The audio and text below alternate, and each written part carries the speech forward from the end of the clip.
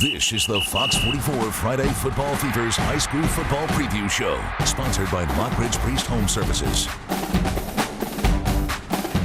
Hey there, and good evening to you. Well, the wait is almost over. Now we're less than a week away from the start of the high school football season, and over the next 30 minutes, we're going to take you on a spin around Central Texas to get you set for this season. And to get started, let's begin where it ended. The Mart Panthers ended last year hoisting a third straight state title at AT&T Stadium.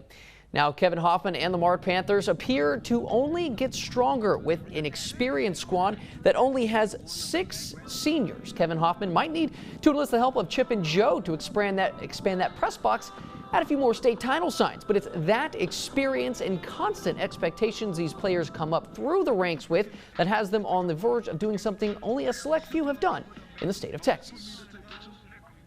Only 4 teams in the state of Texas has ever won 4 straight state championships. We could make that 5, and we're the only ones in the state of Texas that has that opportunity to do that. So is that a big target, big bullseye on us? Sure it is, but we've had the target and the bullseye on us for years. It's a blessing to have this opportunity. I've been here since my freshman year starting. It's a blessing to be here with my team doing this and having an opportunity to do 4. Those 4 teams that won 4 in a row are Sealy, Lake Travis, Aledo, and Fort Hancock. Mart will open their season against Tig next Friday. Well, Kevin Hoffman's good friend Don Hyde has made it a nice little tradition of his own to end their season at AT&T Stadium in the state championship game after the Pirates have made 2 straight trips to Arlington. Last year, though, the Pirates came up short against a very good Carthage team that's now dropped down to 4A Division II. After the game, Don Hyde told his team to remember they had the feeling they had and let it drive them to get back on that stage, something he said his team has done a good job of so far in fall camp. Yeah, I mean, if you play football for the Lake Pirates, there better be a sense of urgency. No matter if you win 3 games or 14, there better be a sense of urgency when you step on the practice field, because that guy's competing for your spot's going to have a sense of urgency. And so if you don't have that same sense of urgency, you're going to get your job taken. And we still got to clean a lot of things up and get a lot better. But I mean, we got a good group back. We knew we was going to have a good group back. We're just a little bit behind the 8 ball because of missing the last 6 weeks of school and of course missing some time this summer. And so we just got to get back in shape and get everything ironed out that we need to get ironed out. La Vega will open the season against West Orange Stark on Friday night. One of Coach Hyde's former players and non-district opponents this year, Shane Anderson, has his guys keyed up for another big year. Now, they lost a lot of Division I talent off of last year's team, guys like Jaden Sunday, Corey Black, and Trent Pullen. They have some talented players stepping into those roles in a new addition in transfer quarterback Tyler Webb.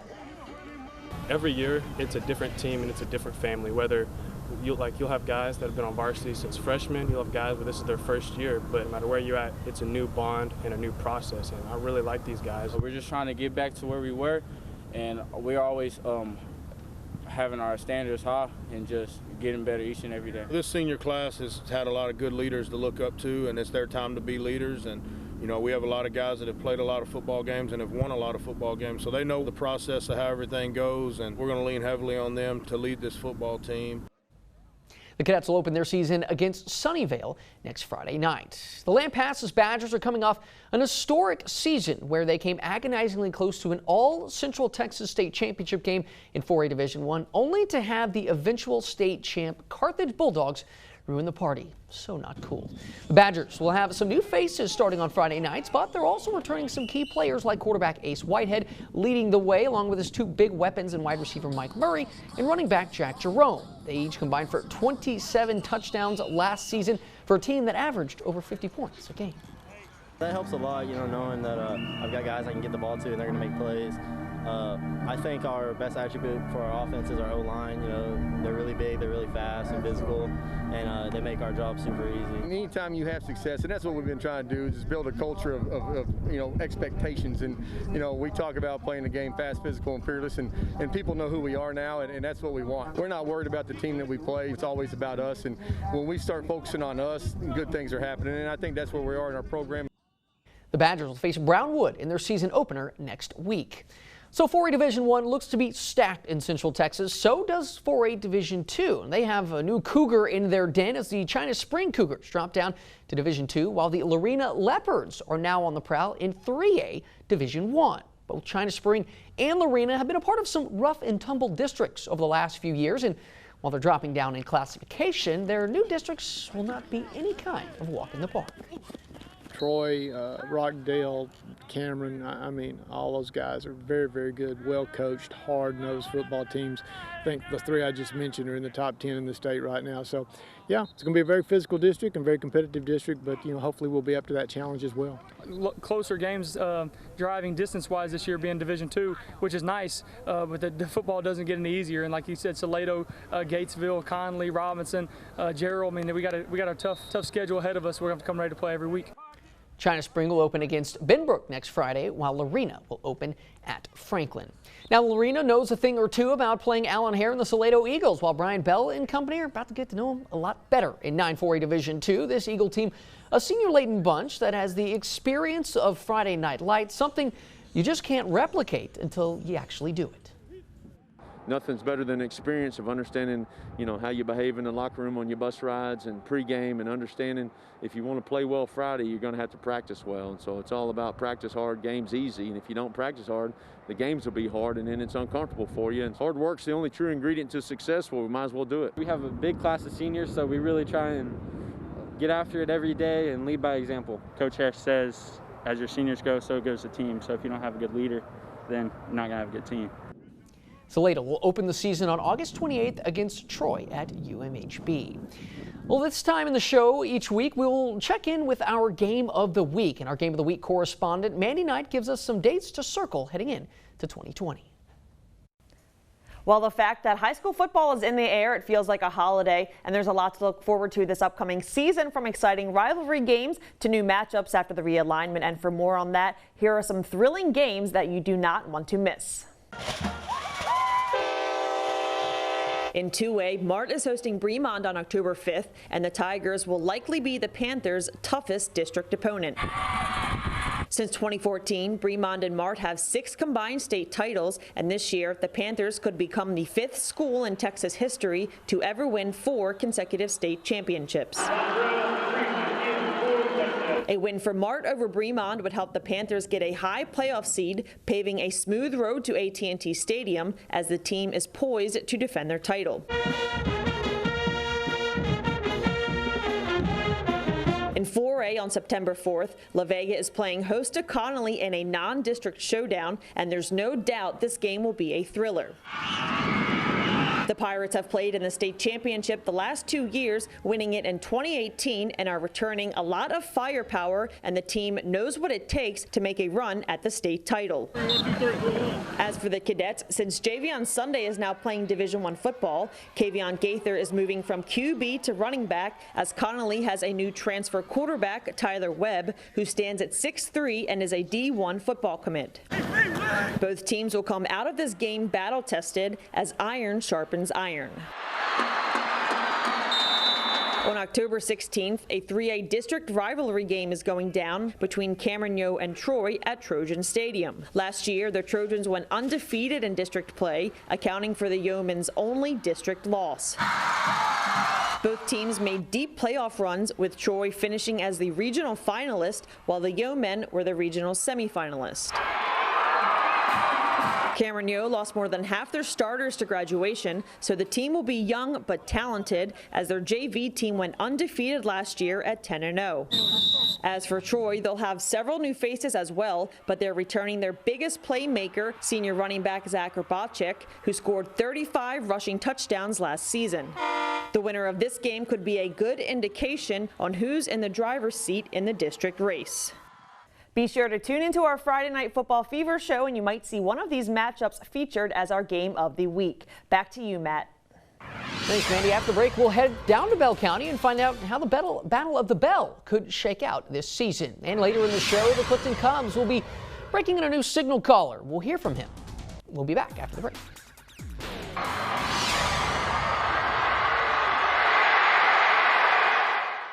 You're watching the Fox 44 Friday Football Fever's High School Football Preview Show, sponsored by Lockridge Priest Home Services.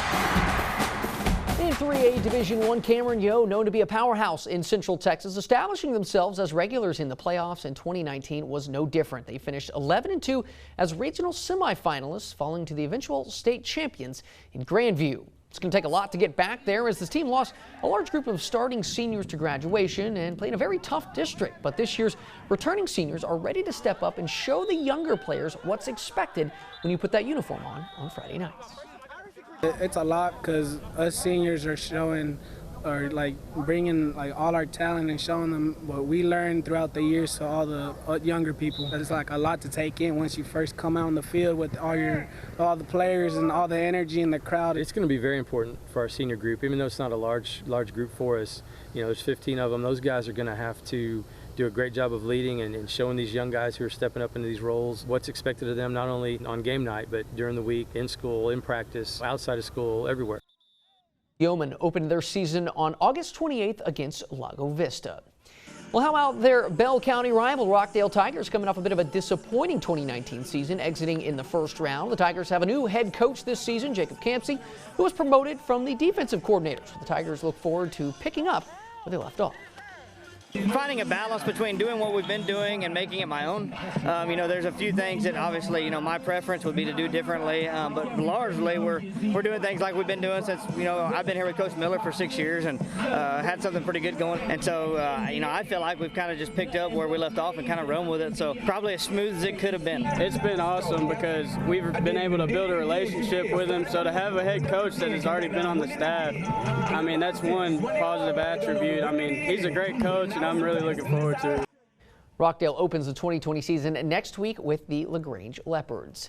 The school that reigned supreme over both Yo and Rockdale last year was the Troy Trojans. They enter 2019 as the defending district champions of District 10 3A Division I and will once again have a tough district in 11 3A Division I. But it's a tough district because it has teams of Troy's caliber in it, with an offense led by senior running back Zach Herbacek, who racked up over 2,700 yards last year with 35 touchdowns. Head coach Ronnie Porter leans on Herbacek to set the tone for the more inexperienced players. He definitely has gained my respect quite a bit, and he's definitely picked up the intensity since my freshman year for sure, especially after our my sophomore year. It was a big year for us, and he picked it up and started pushing kids more than he ever had. Well, obviously having a kid like that that's been around and has had a lot of experience on Friday nights, that adds to leadership and example, because when he comes out in here and he works as hard as he can, knowing where he is already and knowing that he can still get better, these guys understand the fact that they can work to get better as well. Troy will open the season at UMHB next Friday night against the Salado Eagles. Troy's offensive coordinator from last year, Chris Lancaster, no longer there because he's now the head man at Academy. He took the job back in March right before the pandemic shut everything down. But that has not stopped him from building strong relationships with his players. I've seen good things. Everything I've seen so far I like he treats us like it's his son and he coaches, but when we need him, he's going to be there. So I like it a lot. It's actually really exciting. I just want to see what he has coming for us. And, you know, he's a hard worker.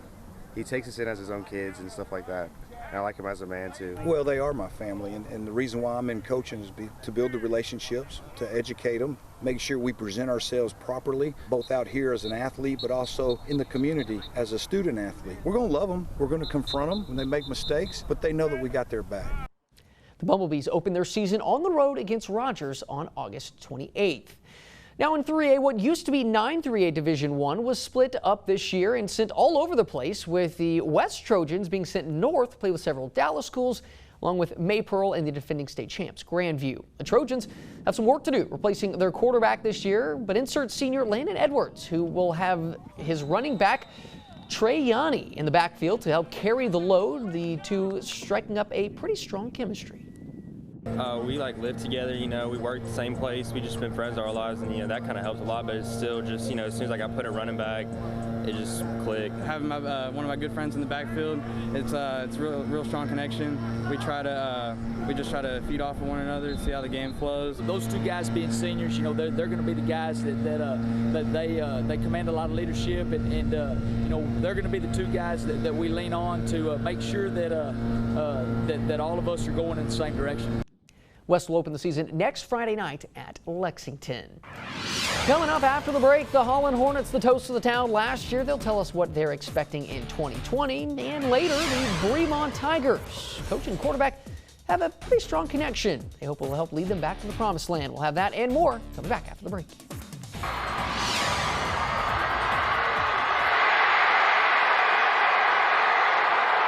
You're watching the Fox 44 Friday Football Fever's High School Football Preview Show, sponsored by Lockridge Priest Home Services.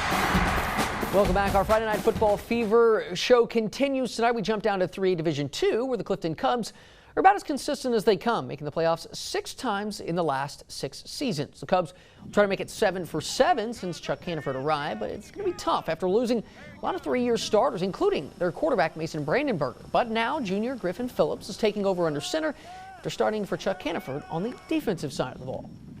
I was working backup quarterback last year behind Mason Brandenburger, and he's a fantastic athlete, but being able to learn behind him and also having some experience on the other side of the ball, it's just been a great experience to learn from and then also to build upon this year. Griffin's done a really good job, and he's a kid that's been a varsity starter for us since he was a freshman on defense.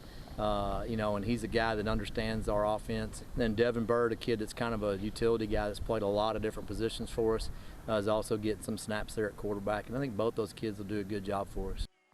Clifton will open their season next week against Sanger. That game will be played at Aledo. Clifton and Rogers both knocked out of the playoffs last year by the eventual state champion Gunter Tigers. And for Rogers, they will be tasked with finding some kids who can fill the shoes of the starters they lost off of last year's team. So the Eagles spending their time in fall camp getting used to some new faces in new places.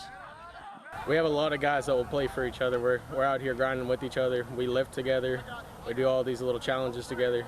We're out here together with each other, so we want it. We get up here at 6 o'clock, and most kids, they wouldn't ever do that. We're up here bright and early, barely any sleep. I think that was one of the keys to our season last year. Was we had a bunch of seniors that really wanted to practice hard and get better every day, and ultimately it translated to some wins. And if we have some seniors this year that are willing to do that, which they've shown it so far, we got a pretty good team this year.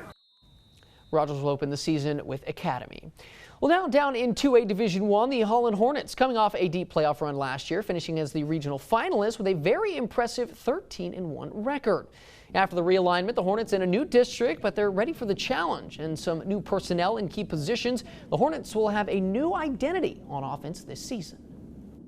Well, we're changing the offense. We're kind of going to an old school offense, and so all the kids are learning, and we don't care what grade you're in. And we're seeing, we're trying to get out the toughest guys we got. And we're trying to find our leaders right now, during this time. We've seen some really good things, and we're excited about what this team can do. Last year we had a starting senior quarterback, Zane Spinn, which was a great leader. So I'm stepping up to be the starting quarterback this year, and I have to be motivated and be a leader to this team to show what we got. Holland will open their season against Burton on August 28th. Down in Falls County, Chris James and the Chilton Pirates looking to build off an impressive turnaround in 2019. James' first year in Chilton was 2018. The Pirates were just 1-10, but last year finished 7-5, making an area-round playoff appearance, running up against a very good Falls City team. So they knew firsthand just what it takes to compete at a high level.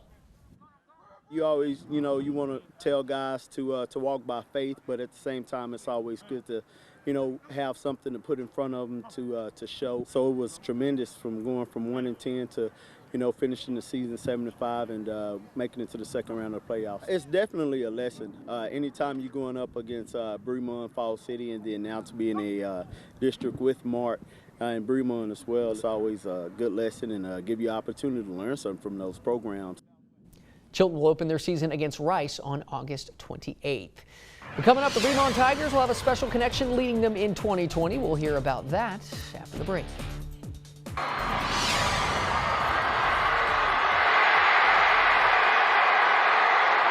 You're watching the Fox 44 Friday Football Fever's High School Football Preview Show, sponsored by Lockridge Priest Home Services. Thanks for sticking with us tonight. The Rockdale Tigers got back into the playoff mix last year after some disappointingly short playoff runs in each of the previous 2 years for that program. Had owned Division II for 3 straight years earlier this decade. The Tigers got back to their winning ways last year, marching all the way to the regional finals in a 12-2 season. They have a few new faces on that squad, but they bring back their quarterback, Seth Kozowski, whose coach is like a father figure to him because, well, he is. Seth hoping to lead his dad, Jeff, and the Tigers on a deep playoff run in 2020. He's a good football player. He's a good leader on the field on offense and defense. And, of course, being a coach's kid for 18 years, it helps. It's awesome. You know, he's senior year, and you know, we were so worried with COVID and everything, and still we were just happy the UIL was going to let us play, and here we go. So we're excited.